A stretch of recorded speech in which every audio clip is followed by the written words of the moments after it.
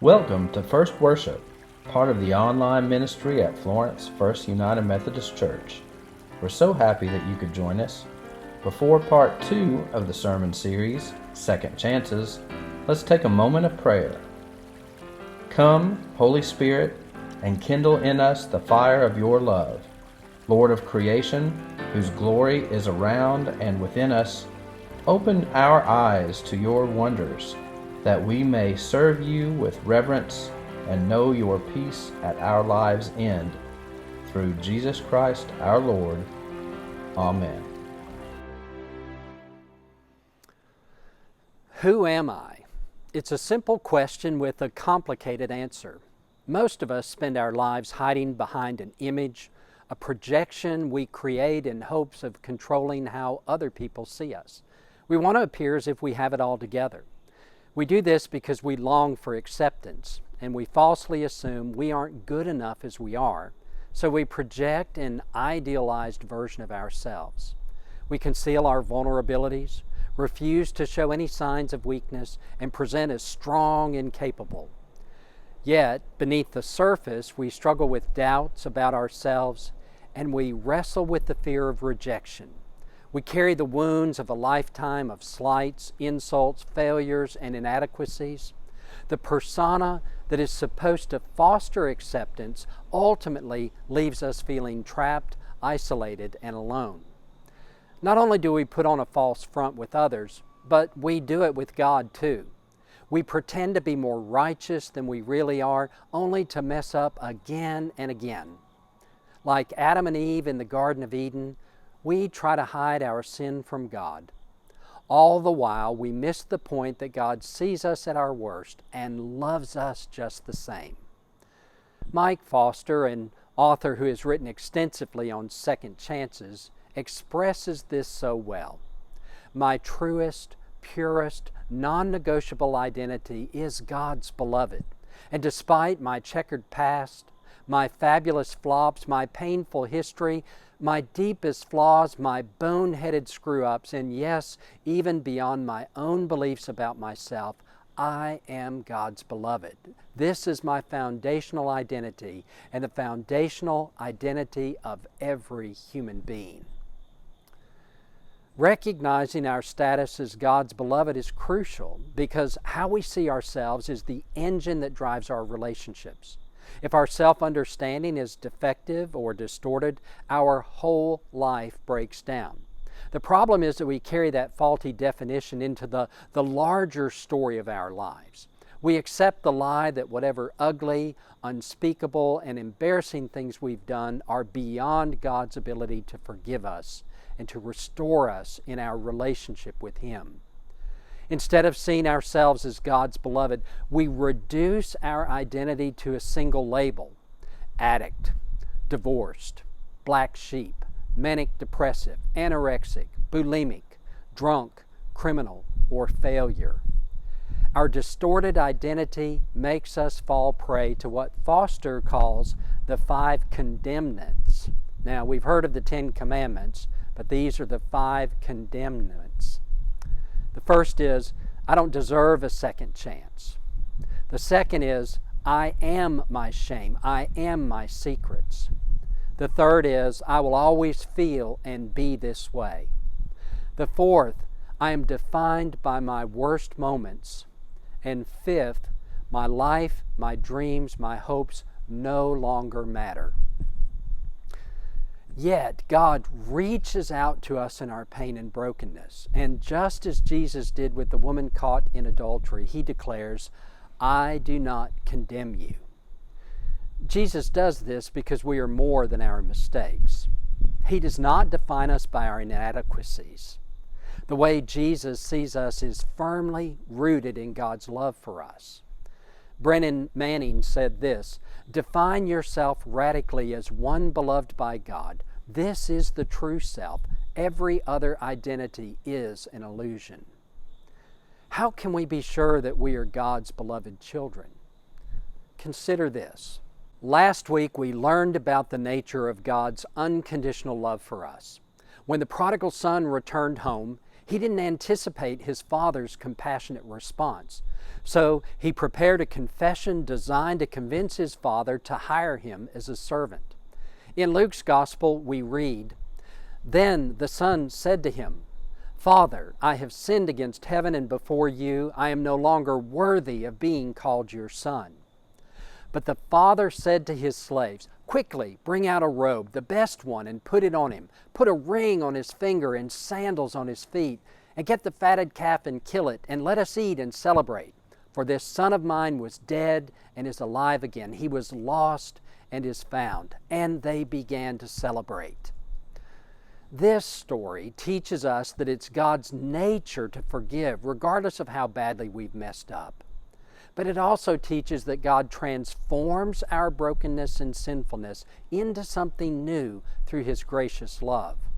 When God forgives, it's as if what is dead within us, it's brought back to life. The father in the parable said, "For this son of mine was dead and is alive again." The Greek word that the father uses to describe the prodigal's return was an adzao, and it means to live again. Sin, selfishness, and disobedience destroy our lives, but God's grace restores our ability to live a new and different life. The father in the parable emphasizes this point once more in talking with his oldest son, who is angry that his father has forgiven his reckless and wasteful brother. Then the father said to his oldest son, "Son, you are always with me, and all that is mine is yours. But we had to celebrate and rejoice because this brother of yours was dead and has come to life. He was lost and has been found." The father rejoices because the child he feared was dead is alive, and it's a reason to celebrate. It's the Father's love that brings His Son back to life, and it's our Heavenly Father's love that saves us from sin and death too. Whatever you've done you think God is unwilling to forgive, it's time to let it go. He's willing to forgive anything. It's time to stop believing the lie that you are beyond forgiveness. I've already referred to Mike Foster in his writing on second chances. His experience is an example from which we can learn. When Mike was 19 years old, he was behind the wheel of a ski boat on the Colorado River when he hit a skier in the water, literally running over him with the prop. The skier suffered brain damage and extensive physical trauma. The doctors said it was a miracle he survived his injuries. Mike was overwhelmed with guilt and shame over the accident. He wrote, "After the accident, I was lost. I didn't know what to say. I didn't know how to act. How sad or strong are you supposed to be? There is no playbook for such tragedies. Should I be grateful that the skier lived or regret the incredible damage I did? Do I talk about it or just keep quiet? What should I feel? Even though it was an unintentional accident, I still blamed myself. I took all the responsibility for that day. I shamed myself hard in the weeks and months that followed. The district attorney pressed criminal charges. A lawsuit followed, but none of that compared to my self-imposed punishment." Maybe you can relate to Mike's shame and brokenness because of something you've done. Perhaps his questions are your questions too. The poet Rilke said this, "I would like to beg you, as well as I can, to have patience with everything unresolved in your heart, and to try to love the questions themselves as if they were locked rooms or books written in a foreign language. Don't search for the answers, which can't be given to you now, because you won't be able to live them. And the point is to live everything. Live the questions now. Perhaps then, someday, far in the future, you will gradually, without even noticing it, live your way into the answer." The book of Proverbs puts it another way. "Trust in the Lord with all your heart and do not rely on your own insight. In all your ways acknowledge Him, and He will make straight your paths." God is working through the brokenness and failures of our lives, even when we can't see any possibility of Him making anything good out of the messes we've made. Our ability to survive tragedy and even the consequences of our poor choices lie squarely in God's sustaining presence in our lives. Paul described this in our scripture for today.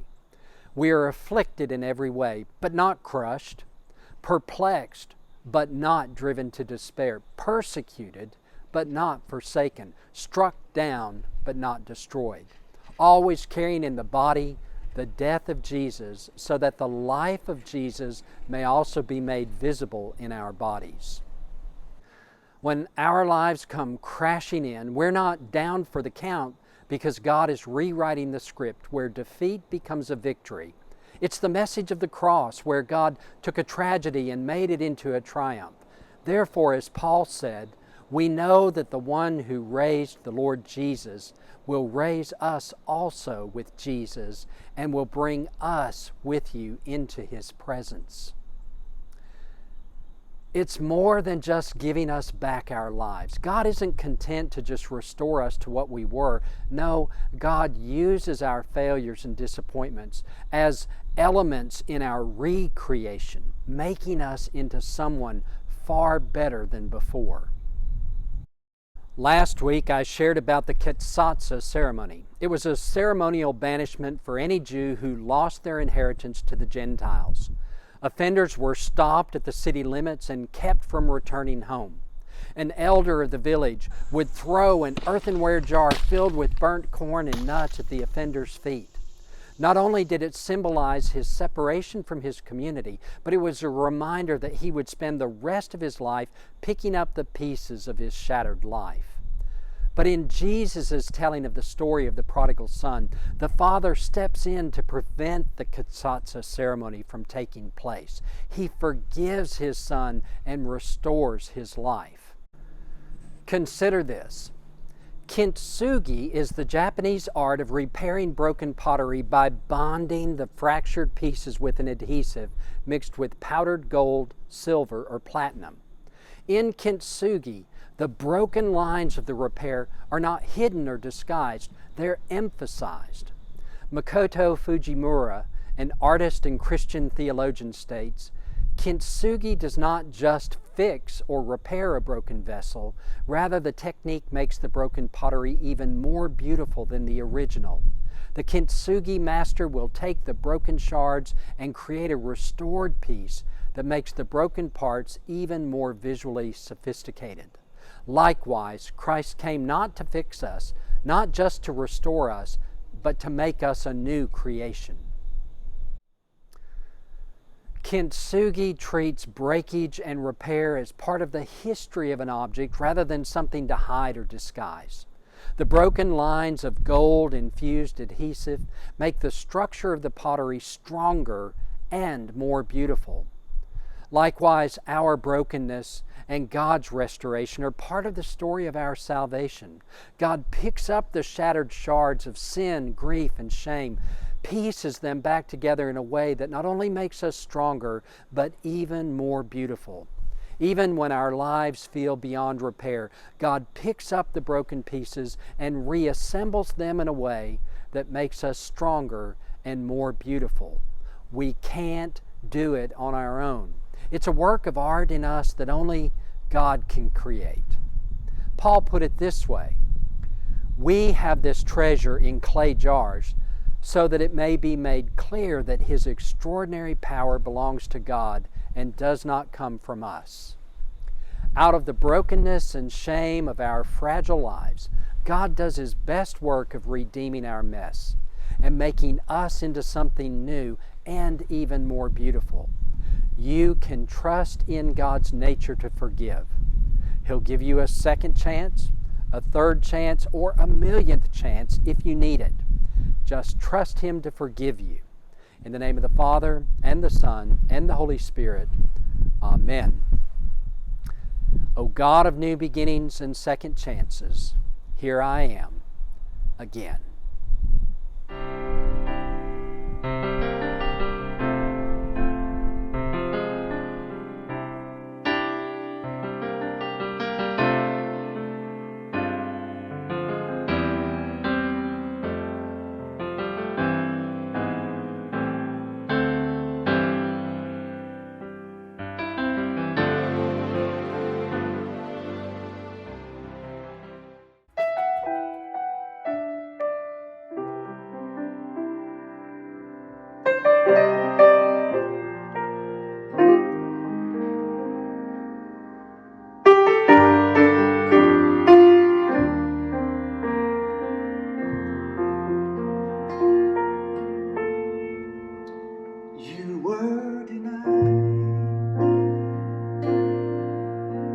crucified, still you pray to your Father to forgive us, and we caused you pain time and again. Still you laid down your life, 'cause you loved us. I was guilty, here I am again. Against you only have sinned. Change me now, never let my heart go cold. Change me somehow, purify my needing soul. Look into my eyes, tell me what you see. Cleanse me when you find any wicked way in me. With your tender touch, Lord, I need you so much to change me now.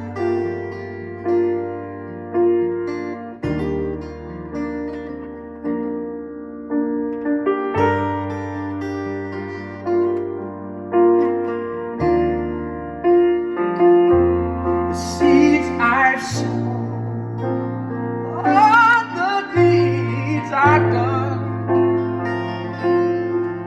by the power of your blood, please remove them, restore my joy. I need you, Lord.